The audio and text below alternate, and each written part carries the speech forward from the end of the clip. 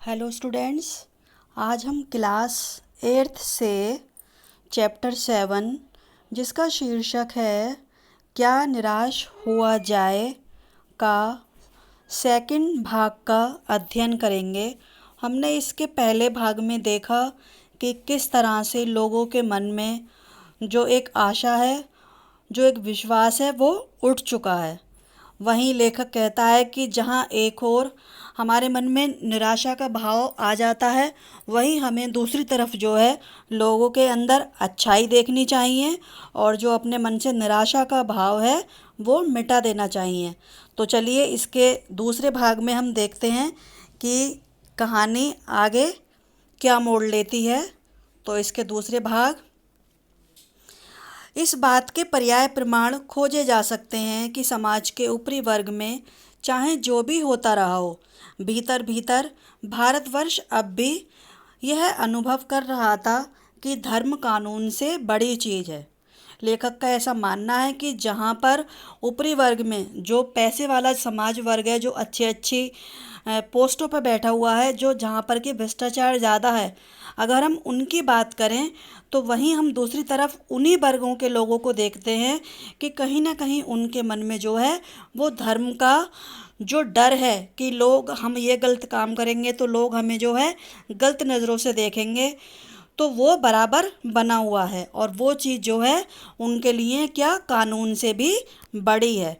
अब भी सेवा, ईमानदारी, सच्चाई और आध्यात्मिकता के मूल्य बने हुए हैं।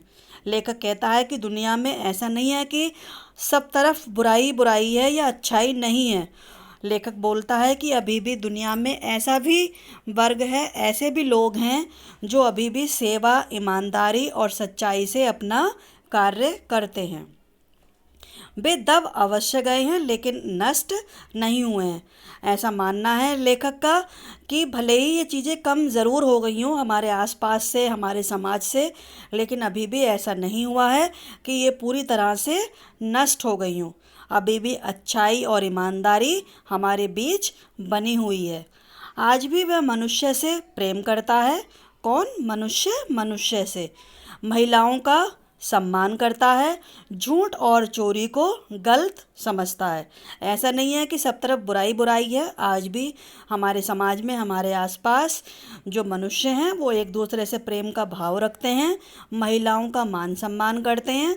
और हम में से कितने लोग ऐसे हैं, और बात करें अपनी तो हम जो कि झूठ और चोरी को गलत समझते हैं या दूसरे को कष्ट पहुंचाना, दुख देना, उसमें भी हम जो है उसको पाप समझते हैं।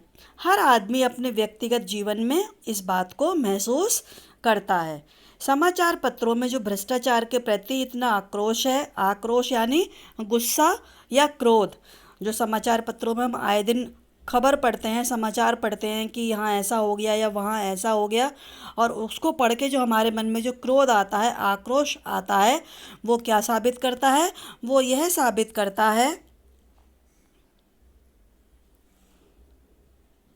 कि हम इन चीज़ों को, इन कार्यों को गलत समझते हैं और समाज में उन तत्वों की प्रतिष्ठा कम करना चाहते हैं जो कि गलत तरीके से धन या अपना मान सम्मान अपना इकट्ठा करते हैं। उन चीज़ों को हम जो है गलत बताना चाह रहे हैं या उनका विरोध करना चाहते हैं।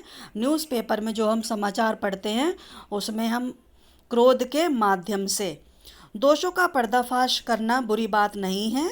अगर हम किसी के दोषों को उजागर कर रहे हैं, सामने ला रहे हैं, तो वो बुरी बात नहीं है। बुराई तो कब है? बुराई तब होती है जब हम उसके दोषों को उजागर करके उसके आचरण के गलत पक्ष को हम सामने लाकर उसमें आनंदित होते हैं। अगर हम किसी के बुराई पक्ष को या बुरे पक्ष को सामने ला रहे हैं तो उसमें कोई बुरी बात नहीं है। लेकिन बुरी बात कब है? जब हम उसकी बुराइयां ढूंढकर उनको सामने ला करके उसमें हम खुश होते हैं या उसका हम मजाक बनाते हैं, तो वो चीज़ गलत है। और दोषोद्घाटन को एकमात्र कर्तव्य मान लेते हैं। उसके दोषों को हम सामने ले आए और हमने ये मान लिया कि हाँ, हमने अपना कर्तव्य पूरा कर दिया। बुराई में रस लेना बुरी बात है, अच्छाई में उतना ही रस लेकर उजागर ना करना वो और भी बात है। बात कब है, जब हमने बुरे पक्ष को उसको सामने रखा तो हमने उसमें खुशी महसूस की, आनंद महसूस किया। लेकिन अच्छी बात कब है, अच्छी बात तब होती है जब हम उसकी अच्छाई को भी सामने रखकर उसमें भी खुशी महसूस करते हैं। सैकड़ों घटनाएं ऐसी होती हैं हमारे जीवन में, सैकड़ों घटनाएं ऐसी घटती हैं हमारे आसपास, हमारे अपनों के साथ, हमारे खुद के साथ, जिन्हें हम लोगों के सामने उजागर करते हैं, जिन्हें हम लोगों के सामने लाते हैं, तो समाज को कोई ना कोई अच्छाई के प्रति अच्छी भावना जगाते हैं, या लोगों के प्रति मन में जो है उसको, हमारी कहानी को सुन करके लोगों के प्रति भी अच्छाई की भावना जाती है कि हाँ, लोगों में कहीं ना कहीं अभी भी अच्छाई और अच्छे कामों को करने वाले अभी भी हमारे बीच मौजूद हैं। तो इसके साथ ही इसका हमारा दूसरा भाग जो है आज का यहीं समाप्त होता है, और इसके तीसरे भाग में हम आगे की घटनाओं पर विचार विमर्श करेंगे। तो इसी के साथ ही थैंक यू स्टूडेंट्स।